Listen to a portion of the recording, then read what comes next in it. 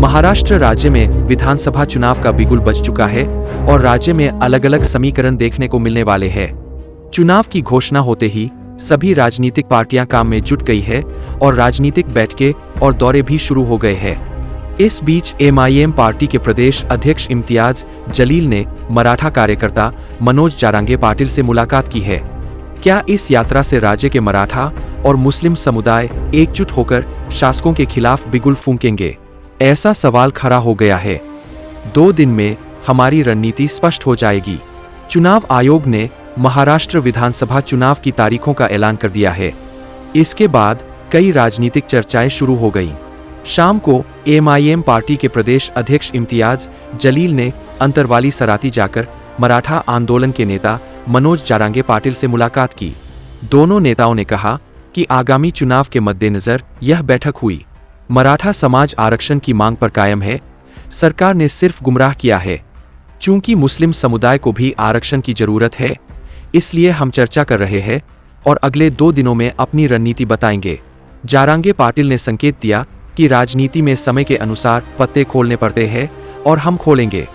Bureau report जम news India.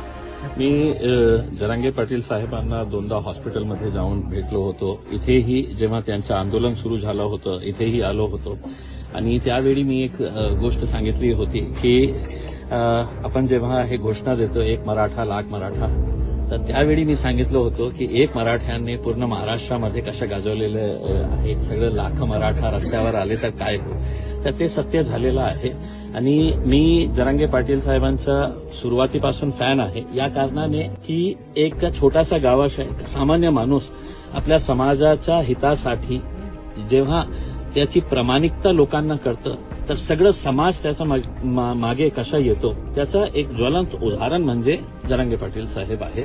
आणि ते आपल्या भूमिकेवर ठाम आहे की कधीही त्यांनी आपली भूमिका बदललेली नाही आहे। ते आपल्या समाजासाठी लढत आहे।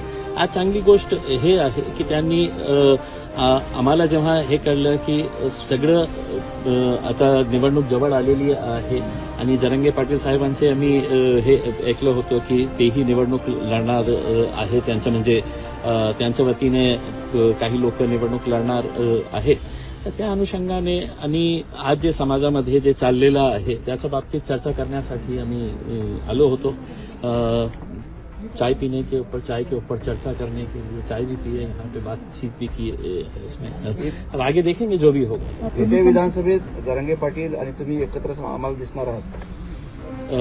देखिए जैसा अभी जरांगे साहब ने आपको बताया है कि कुछ दिनों के अंदर कुछ ना कुछ तो जो भी फैसला लेंगे, मैं अकेला अपने तौर के ऊपर मेरी पार्टी का फैसला नहीं कर सकता हूँ।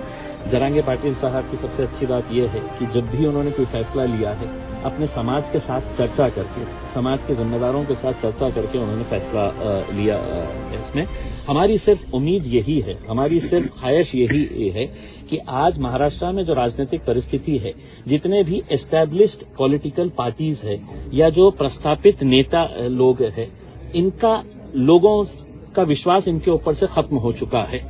तो जब तक आप नए चेहरे नहीं लेके आएंगे, लोगों का विश्वास जो है नए चेहरों के ऊपर होगा और लोगों को लगेगा कि नहीं भाई यही लोग बार बार चुनकर आ रहे हैं करके। आज भी राजनीति के अंदर देखिएगा, आज विधानसभा आज MLAs का ये हुआ है, एक बाप मंत्री रहता है, बेटे को आमदार बना दिया जाता है, मतलब बाकी और कोई नहीं है। ये घरानेशाही कहीं ना कहीं तो खत्म होनी ही चाहिए ना उसमें। तो आज अगर कोई ऐसी कोशिश की जा रही है तो हम उस कोशिश के अंदर पूरा साथ देंगे जरांगे पाटील। जरांगे पाटलांनी बुद्धिबळाचं उदाहरण दिलं। तुम्ही एका बाजूने एकत्र आलात आणि पुढचा कोण आहे राजा जो तुम्हाला मारायचा आहे? बुद्धिबळाच्या 2 संख्या असतात, दोन्हीकडे राजा असतात, तुम्ही एकीकडून झालात, तो पुढचं टार्गेट कोण आहे? देखिए साहब, मैं ये समझ के चलता हूँ कि यहाँ पर राजा की बात नहीं हो रही है, यहाँ पे प्रजा की बात हो रही है। जरांगे पाटिल साहब भी जितना भी आंदोलन कर रहे हैं वो उनके समाज के साथ जो नाइंसाफी हो रही है उसके लिए वो आवाज उठा रहे हैं, लड़ रहे हैं। हमें तो ये बात समझ में नहीं आती है। मैं विधानसभा के अंदर जब आमदार था उस वक्त एक भाषण किया था और मैंने ये बताया था कि अगर भाजपा तैयार है, शिवसेना तैयार है, कांग्रेस तैयार है, NCP तैयार है, समाजवादी तैयार है, हम तैयार है, तो क्या वजह है कि इसके अंदर रुकावटें लाई जा रही है। देखिए, बोलना कुछ और करना कुछ, ये राजनीतिक पार्टियों के बड़े बड़े नेताओं की आदत बन चुकी थी। अब ये जब से आए हैं तो ये सबकी पोल खोल रहे हैं, सबको उधेड़ रहे हैं, तो अब सब परेशान हैं इनकी वजह से। इनका मकसद यही है कि मेरे समाज के साथ इंसाफ करो। हम भी यही कि चाहते हैं कि साहब हमारे समाज के साथ भी कुछ इंसाफ होना चाहिए करके। और जब दो लोग का कॉमन गोल रहेगा, ऑब्जेक्टिव एक रहेगा उसमें, तो यकीनन इनके साथ लोग जुड़ रहे हैं, हम भी इनके साथ जुड़ेंगे।